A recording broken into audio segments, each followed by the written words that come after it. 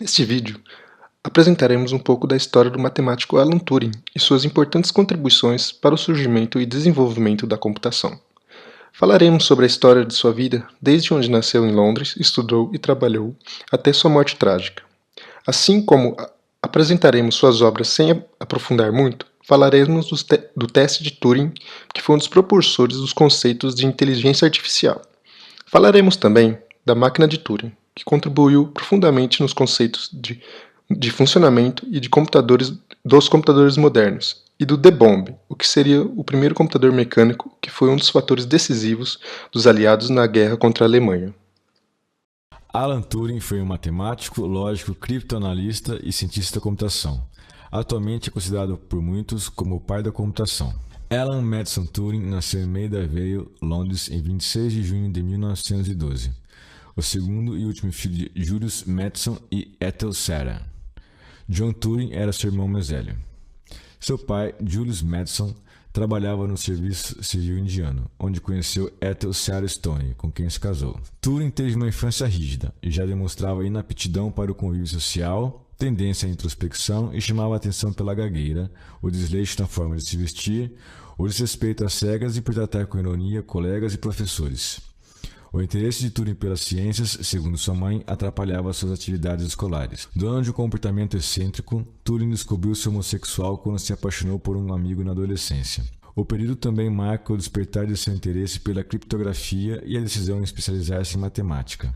Em 1926, Alan Turing foi estudar em Sherborne School, uma escola pública localizada em Sherborne, no sudoeste da Inglaterra, onde estudou até 1931. Ano este em que foi para a Universidade de King's College, em Cambridge, Inglaterra.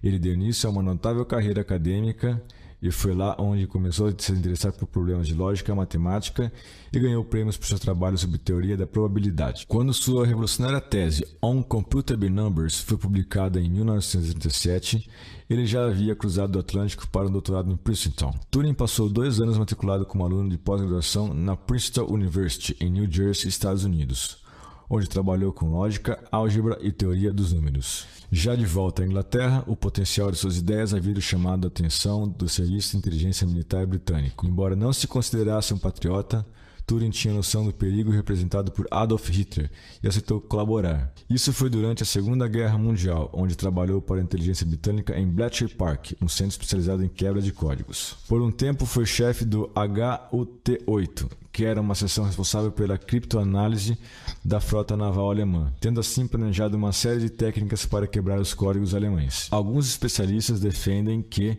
sem a colaboração de Turing, a história poderia ter sido outra, e o desembarque das tropas aliadas na praia da Normandia poderia ter levado mais tempo e também poderia ter custado muito mais vidas. Com o fim da guerra, Turing gozou de certo prestígio.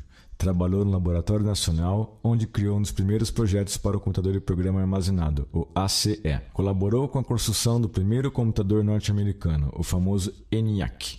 Foi empossado vice-diretor do Laboratório de Computação da Universidade de Manchester e foi eleito para a Royal Society. Sua vida pessoal, no entanto, causava constrangimento a seus superiores e, devido ao seu conhecimento sobre projetos secretos do governo, passou a ser visto como um perigo. Em 1952, Turing deu queixa contra o namorado que havia roubado seu apartamento em sua ausência, o que se provou um erro trágico. Ao invés de procurar pelo ladrão, as autoridades o processaram por indecência flagrante e homossexualismo, considerado crime na época. Enquadrado na mesma lei que décadas antes havia dado início ao martírio de Oscar Wilde e somente foi revogado em 1968, Turing foi obrigado a cumprir pena alternativa na forma de um tratamento à base de estrogênios, um hormônio feminino, o que equivalia a uma castração química, e eletrochoques que deveriam curá-lo da sua condição, tudo isso para poder livrar-se de ser preso. Em 8 de junho de 1954, um empregado de Turing encontrou morto em sua residência em Wilmslow. Um exame pós-morte estabeleceu que a causa foi envenenamento por cianeto. Quando seu corpo foi descoberto, uma maçã estava meio comida ao lado de sua cama. E embora a maçã não tenha sido testada quanto ao cianeto, especula-se que esse foi o meio pelo qual uma dose fatal foi ingerida. O inquérito determinou que ele tinha cometido suicídio, então foi cremado no crematório de Woking em 12 de junho de 1954. Sua mãe defendeu que a ingestão foi acidental, causada pelo armazenamento descuidado de seu filho aos produtos químicos de laboratório. O ator Jack Copeland defende que a morte pode ter sido acidental, como resultado de inalação de vapores de cianeto durante uma experiência química conduzida no improvisado laboratório que ele tinha em sua casa, e onde já havia acontecido acidentes anteriores. Nos anos que se seguiram, as autoridades trataram de abafar o caso, e com o passar do tempo, o nome Alan Turing foi praticamente apagado dos registros históricos. O resgate só aconteceu em meados dos anos 1980. Em 11 de setembro de 2009, 55 anos após sua morte, o primeiro-ministro do Reino Unido, Gordon Brown, pediu desculpas formais em nome do governo britânico pelo tratamento preconceituoso dado a Turing, o que o levou ao suicídio. Obras. Foi influente no desenvolvimento da ciência da computação e na formalização do conceito de algoritmo e computação com a máquina de Turing, desempenhando um papel importante na criação do computador moderno. Ele também é pioneiro na inteligência artificial e na ciência da computação. Teste de Turing. Em 1950, escreveu então um artigo em que ele propõe um teste para responder à questão: máquinas podem pensar? Este teste ficou conhecido como o teste de Turing e testa se a máquina tem capacidade de apresentar inteligência similar à de um ser humano. De modo informal, o teste verifica se um ser humano é capaz de distinguir se a resposta para um dado problema veio de outro ser humano ou de uma máquina. Se não for capaz de distinguir, então a máquina possui inteligência artificial.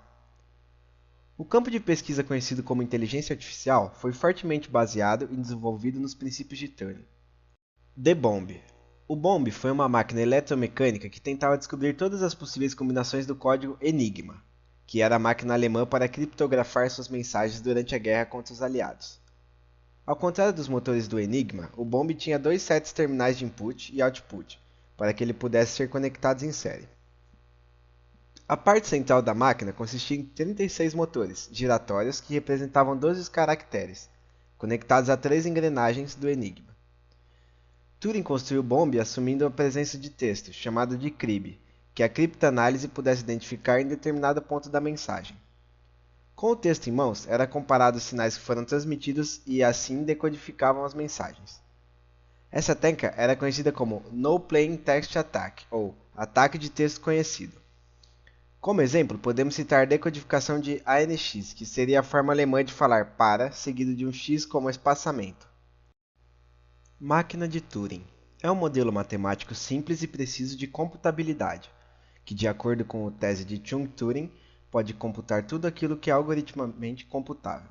Na prática, serve para estudar as limitações do que pode ser resolvido com algoritmos, mostrar que há vários problemas sem uma solução algorítmica, estudar os requisitos de tempo e de memória necessários para resolver algoritmicamente um problema e separar os problemas em uma hierarquia em nível de complexidade. Sua descrição informal é uma máquina composta por duas partes. Uma fita com infinitas células, que pode estar em branco ou conter símbolos do alfabeto da máquina. Um cabeçote que lê e escreve na fita, apenas uma célula por vez, e conforme lê uma fita, muda os estados.